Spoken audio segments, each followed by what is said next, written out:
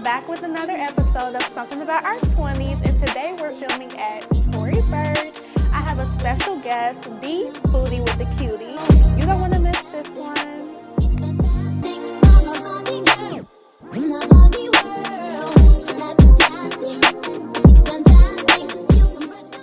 Hey everyone, welcome back for another episode of Something About Our 20s. I'm your host, Micaiah Davis, and today I have a special episode, content creation in our 20s, and I'm here with special guest, Dejea. Go ahead and introduce yourself. Hi, so I'm Dejea Jasmine. I go by Cutie.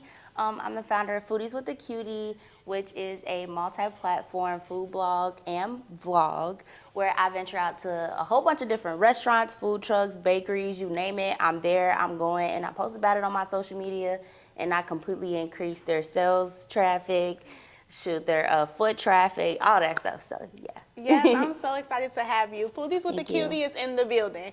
I know that y'all know about her content, the food recommendations, so I'm so excited to talk to you. So first, I want to get into the journey with you from the beginning.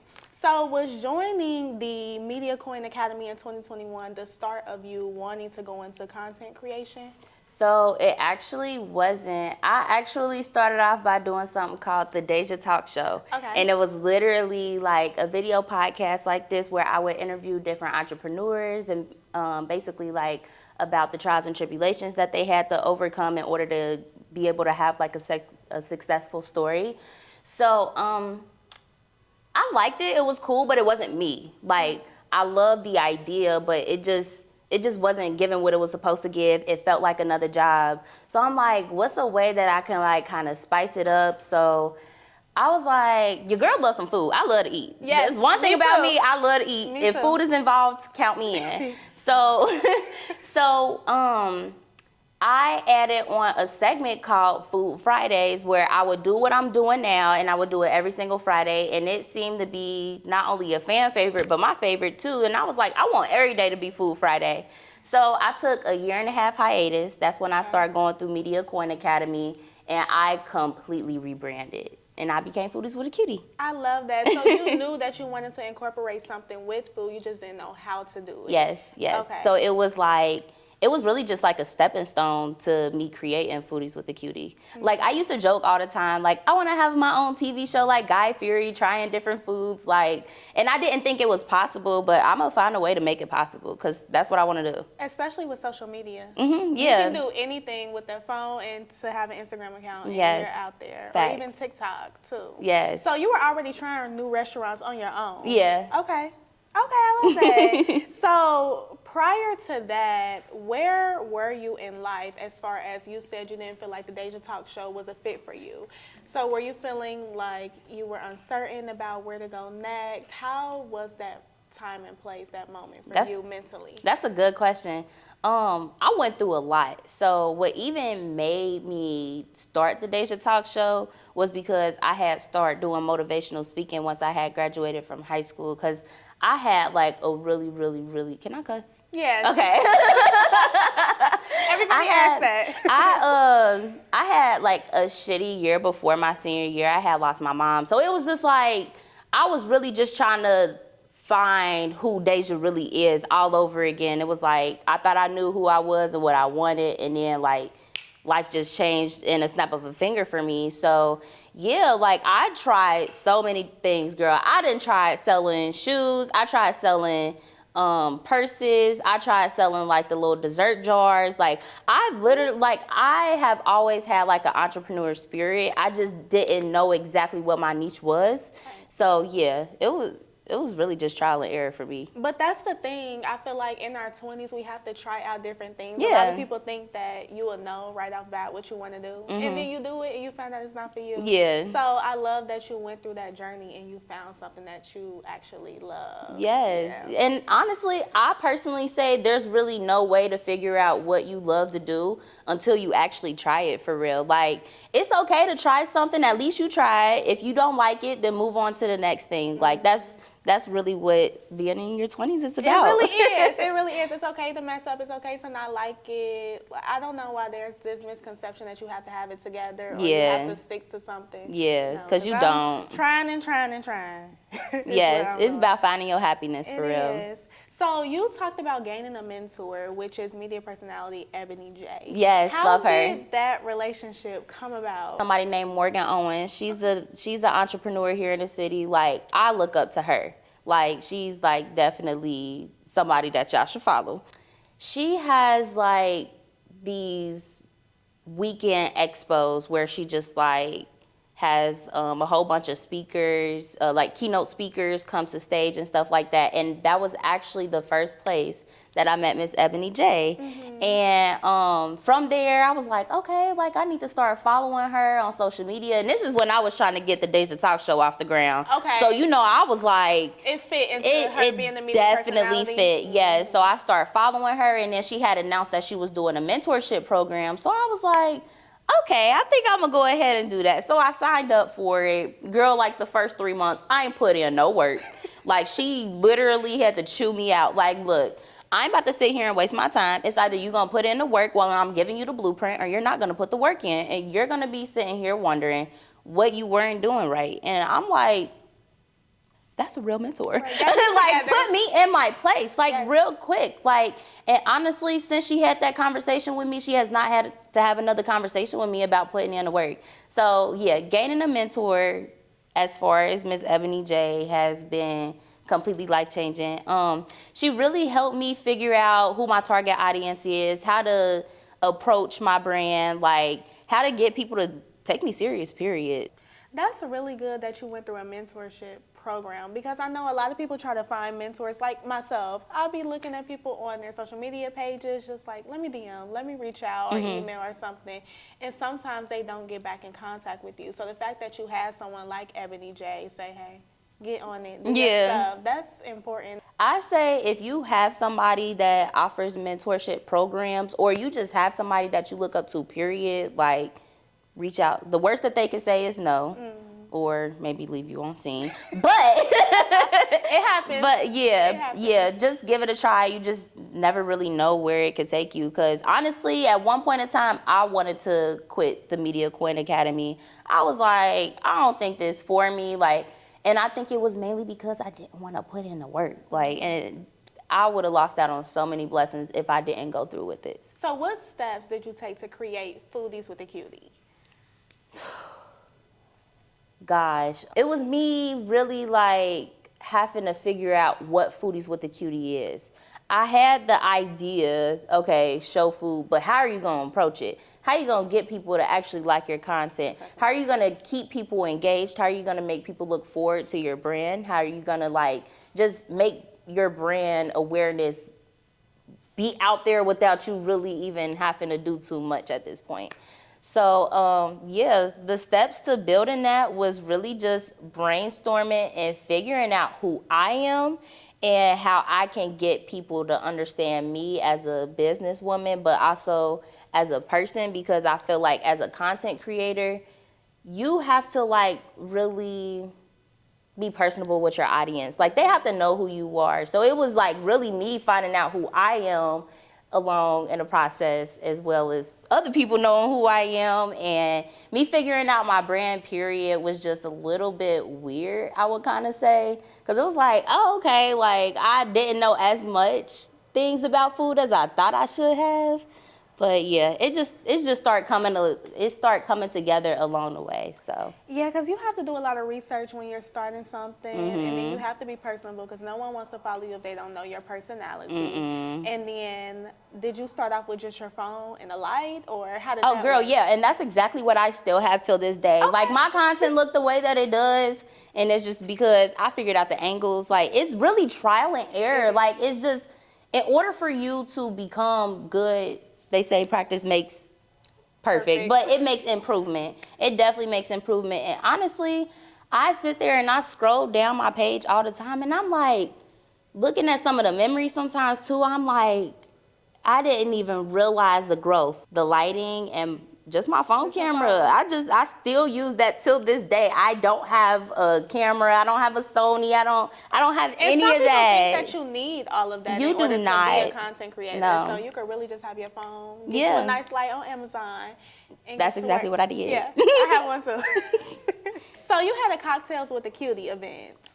Tell me about that, and that was in partnership with Wing Champs. They named a drink after you. How did that come about? What was the name of the drink? Tell me about that whole process. So the name of the drink was the Cutie. It was so cute. It's so cute. It got like, it's pink, of course, glitter. It's served with a sparkler. It's so cute. Fits you. But yeah. Fits So Cocktails with the Cutie came about because I was like, I want to start leaving my mark at places. Like, if I can help them long term, like, outside of me saying, hey, their food is good, or hey, you should check them out, like, give them a reason to keep going back. So, yeah, I just wanted to be able to leave my mark. So I was like, let me put a drink on y'all menu. And I seen that you had some of your friends come and try different drinks to test it out. So did they all vote on the drink?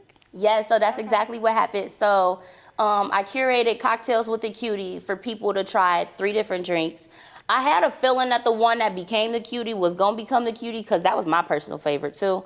But yeah, we curated 3 different drinks and we had everybody come out. It was a public event. I invited everybody. Everybody and their granddaddy could have came.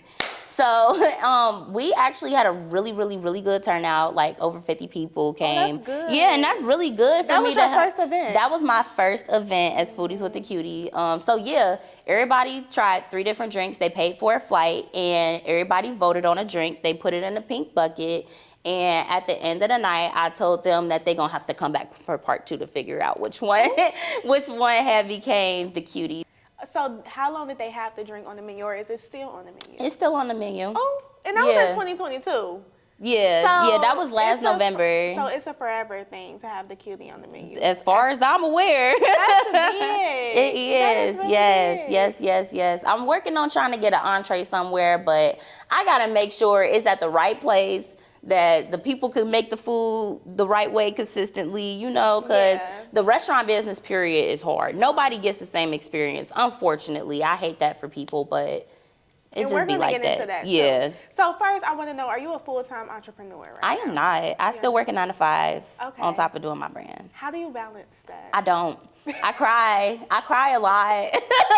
Like, it's the ugly behind the scenes that, like, a lot of people don't know. But, I mean, at the same token, I am actually a very transparent person, especially on my Facebook. If anybody follow me on Facebook, you know, like, I'll put into a status real quick, like, I ain't feeling it today. Just little stuff like that. Because, I mean, it's not always glitter and glamorous. When it's beautiful, it's very fucking beautiful. So. And the fact that you're working a 9 to 5 and also an entrepreneur, it shows that you can do both. Because some people think that you have to just go in full-time entrepreneur, but sometimes you can't yet. Yeah. You have to wait until the funds are really coming in. So. Yeah, for sure. And that, gosh. So have you experienced any self-doubt or imposter syndrome? Absolutely. I still do to this day. How do you deal with that, or what are your thoughts when you're going through that? Girl, I have to prove myself wrong every time. It's not about proving nobody but myself wrong at the end of the day. So, yeah, I deal with that by challenging myself for real. I experienced that too, and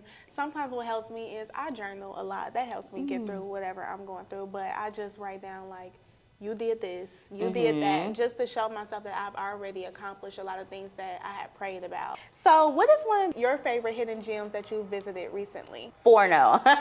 Forno in Hyde Park. Yes. I love Forno that place. is fire. Pizza, like pasta. Like, they got it all. Yeah. Yeah, the drinks, that paper plane drink, I ain't gonna lie, y'all. The drink is not big. Like, it's in, like, a little martini glass. But that, girl, that drink right there will definitely take you there. So what's one of the worst foods you've ever tried? Out of all the places you've visited, what was the worst place, like, you would not recommend? 0 out of 10. Can you say that? I won't lie, I did not post the place because I personally didn't care for it. And I'm gonna give y'all a second chance. I'm gonna come back. You know, maybe I just came on a bad day, it happens. But Millie's Plug House. Millie's the soul food place? Like, I just didn't care for it. So if you don't like something, you will not post it? I used to. Okay.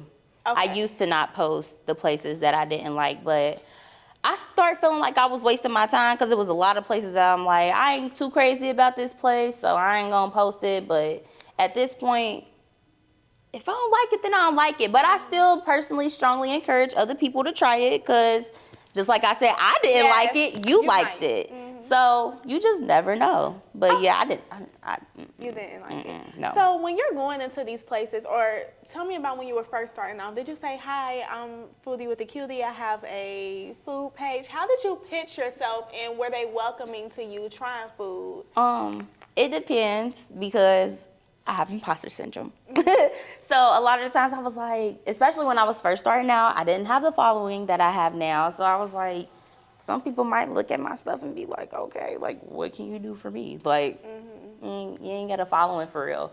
But I used to go to some places. I used to call them in advance, like, hey, like, I'll be coming up there. And some of them would be like, okay, like, why are you calling? Like, I'm like, okay. So some places I would just go, I'll pay for my meal, and I'll do everything from there. Some places saw the vision.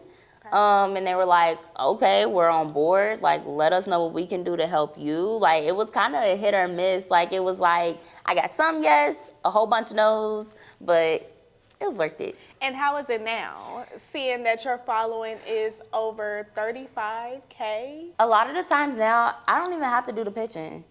They Like know. a lot of the people start pitching to me, and they start emailing me or they start DMing me, and it's hard to keep up now. So yeah, I mean, like, I used to pray for days like this, but now it's just like, now that I have it, I'm like, oh my God, like, work overload. Sometimes I'll pitch to places, like the places that don't pitch to me first, I'll pitch to them sometimes. And they're like, yeah, we love your content, like, we love your page. Like, it's just, the hard work was just so worth it. Like, and it's really starting to finally show, so. And you have to start somewhere. And I know people know your face by now because you put your face in your content too sometimes, especially with your necklace too. They see Foodie with a Cutie. Yes. So I love that. Although you're a foodie, can trying food be exhausting? Never? No, You never get tired of it? no. Oh, you're true to the lifestyle. Yeah, I love food. I love food. Even though it made me kind of have a big back now, but it's okay because I'm still cute in face and heart. But but yeah, I really don't ever get tired. Now, do I get tired of driving to some places? Yes. Do I need a chauffeur? Yes. But we gonna get into that one day. At first, y'all, I was taking any and every opportunity that I could. Like, you want to work with me? Okay, I'm gonna take this one. But now I'm to the point where I gotta like really pick and choose what I give my damn time to, because I don't want to lose the love that I have for what I do. So let's get into our Let's Talk About It segment of this interview. How did it feel when you first got your blue check? It was cool. It was cool. It was cool. It was cool. It was cool. Like, It was not really anything once it came. yeah, because like I applied for it. So once again, it's the imposter syndrome. I'm like, well, I applied for it. They ain't offer it. So, like, but hey, I mean, a lot of the times when people look at my page, like if I tell somebody about my brand and I pull up my page, or I tell them to follow me and they pull me up right then and there, they'd be like, okay, blue check, okay, followers. I be like, Because that's a big thing on social media. So Yeah. when you hit the blue, but it's not. It was kind of underwhelming. kinda, yeah. Okay.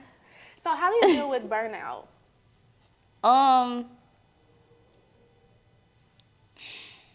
I ask for help.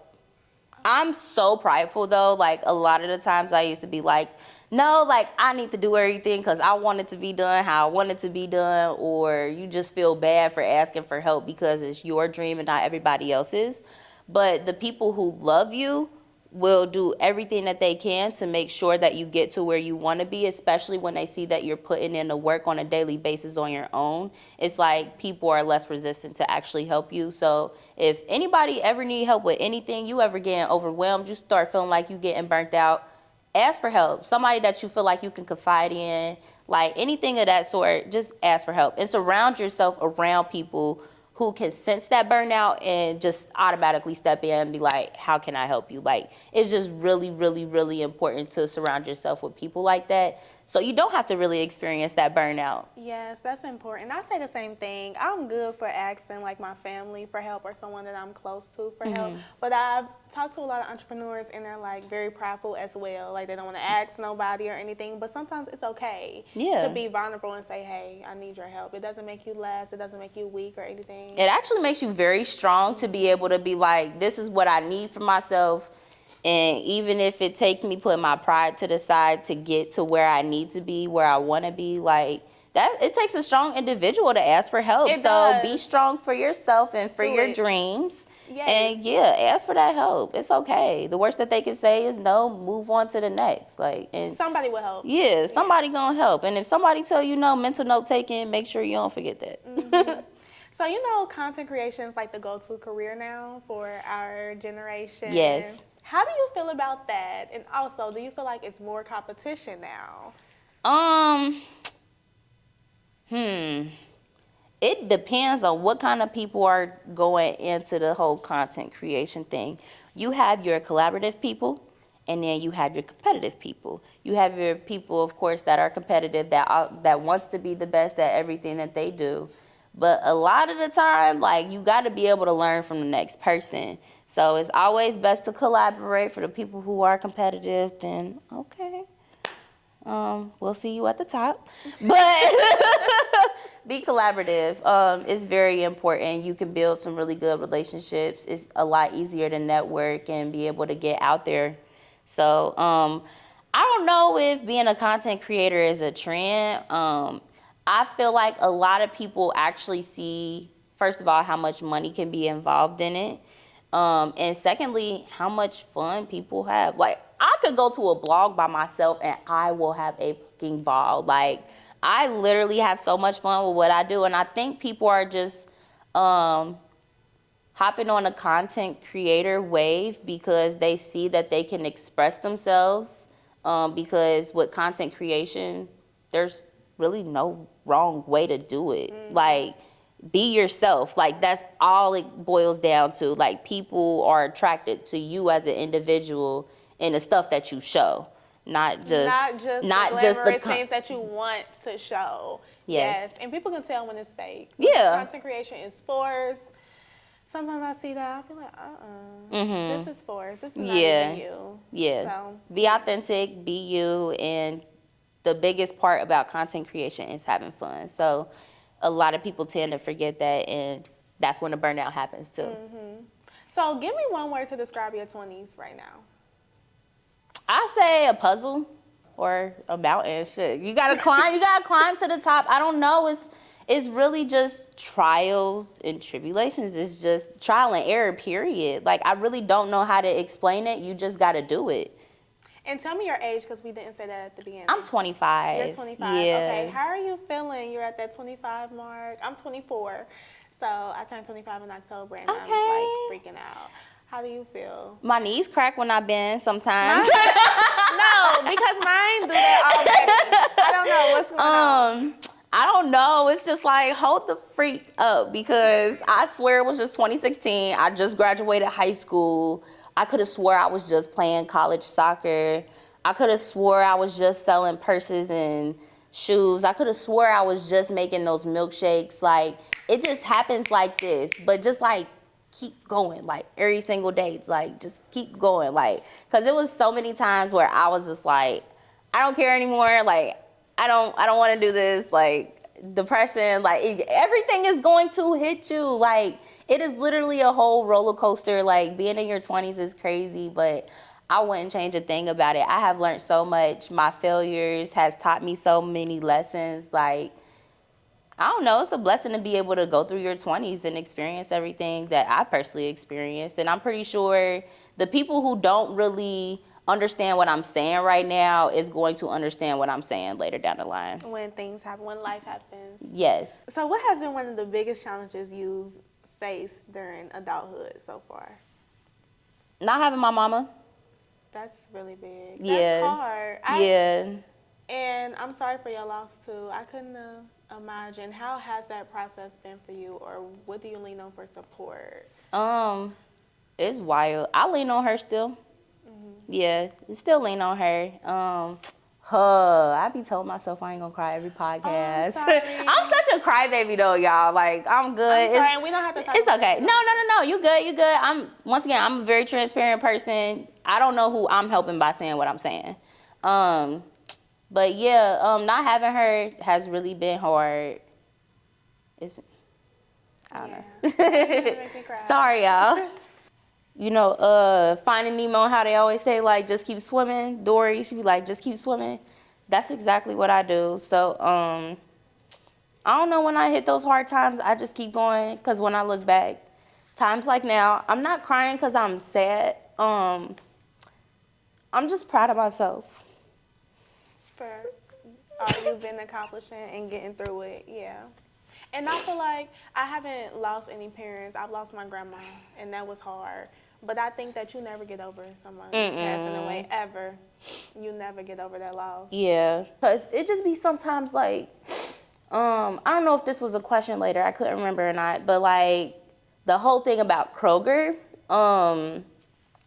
the event for Kroger, it was huge for me, and it actually so happened to fall on the same day as my mom's death date, the event. So like I woke up, and when I was on my way there, I started bawling, and like I was just like freaking out, and I'll just be like, it's just times like this where I wish I could just call her and just be like, girl, like, tighten it up, like, you good, like, you're doing good, like, I don't know, but just like having that missing piece of my puzzle, it just takes over sometimes, but I got the rest of the pieces. Yes. And I really appreciate you being transparent about it, because so many people lose meaningful people in their life in their 20s. Like, this is the time where a lot of people, our dynamic of our family changes. So I think that I'm really happy that you talked about it, because I haven't talked about anybody that I've lost yet on my podcast, because I'm like, oh my God, I don't want to break down on here. But it's what we're going through for real, and it's hard to navigate life without having your go-to person. Don't forget to let them know who you are and where you came from. I'm such an ugly crier, y'all. Like, No, you're fine. Just keep swimming. I'm good. I will overall say, to wrap it up with my mom, that me losing her taught me a lot. Like, I feel like Foodies with the Cutie more than likely would have not existed if I never lost my mom. Like, it's just so weird how life works. Like, it's so weird how life works, but they say everything happened for a reason, and I think those reasons are starting to become more apparent for me. So, yeah. So you said that your goal for 2022 was to go national. Have you reached that goal? Not necessarily. I really wanted to try to do a tour this summer, but by the time I was like getting around to like the numbers, like as far as like how much I would need in sponsorships and stuff like that, it was just going to be like entirely too overwhelming. So I'm gonna try to do that next summer for sure. Like, so hopefully we'll be able to get a tour next summer. But for this year, I'm hoping that I can take at least one trip and do a few different vlogs in a different city. And I'm thinking of either Chicago or New York for sure. Because I be seeing them pop up in my newsfeed all the time. And I'm like, oh, I want to try this place. Oh, I want to try that place. And I just got a whole bunch of photos in my Instagram, like saving a whole bunch of reels from other content creators. Like, oh, I just love it here. No, I would love that content. So that'll help me plan for my trips, where to go eat. Yes. And then we would love to see Foodies with the Cutie on tour whenever Yes. that comes. Yes. So excited to see that. Now, I want to leave off on any advice you want to give those in their 20s or content creators. Like I had said earlier, it's all about trial and error. If you fail, do not beat yourself up. Take notes on what you did wrong.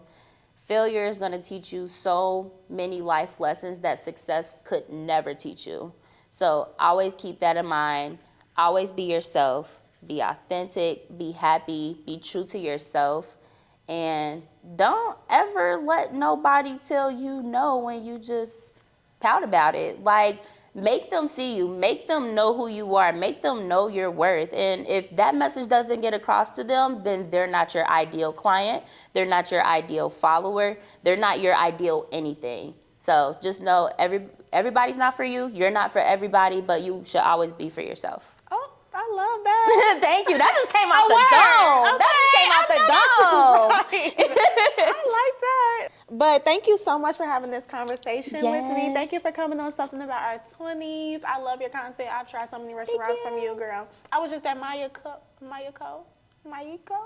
Oh, The oh my hibachi. God, yes, I love them. I Yes. think it's Miyako or something like that. It's Miyako so was good. good. I like them better than Benihana. Would have never Yes. went if I didn't see your content. So yeah, I Oh, love it. yay, that makes me so happy. Yes, thank you so much for joining me. And that's a wrap.